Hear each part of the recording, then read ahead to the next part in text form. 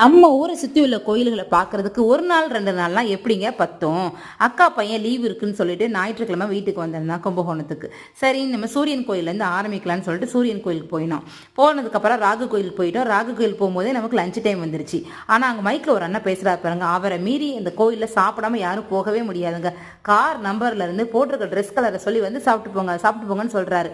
சரின்னு சொல்லிட்டு திருப்தியாக சாப்பிட்டு முடிச்சிட்டோம். அதுக்கப்புறம் சுக்கரன் கோயிலுக்கு போயிருந்தோம். ஈவினிங் ஆயிடுச்சு. சுக்கரன் கோயில் போகும்போது அப்புறம் மருதூர் கோயிலுக்கு போயிட்டு அதுக்கப்புறம் வைத்தீஸ்வரர் கோயில் போனோம். சின்ன வயசுல என் பசங்களை சேட்டை பண்ணாம இருக்கிறதுக்கு நான் என்ன சொல்வேன்னா, இப்படிலாம் குரங்கு சேட்டை பண்ணேன்னா உன்னை குரங்கு வாழ தான் கட்டி வைப்பேன்னு சொல்லியிருந்தேன். இன்னைக்கு என் பசங்க அந்த குரங்கு தாவறதை பார்த்துட்டு, நீ ஒருவேளை குரங்கு வாழ கட்டி வச்சிருந்து அது இப்படி தாவற மாதிரி தாவி இருந்தா நாங்க என்ன கதி ஆகிருப்போம்.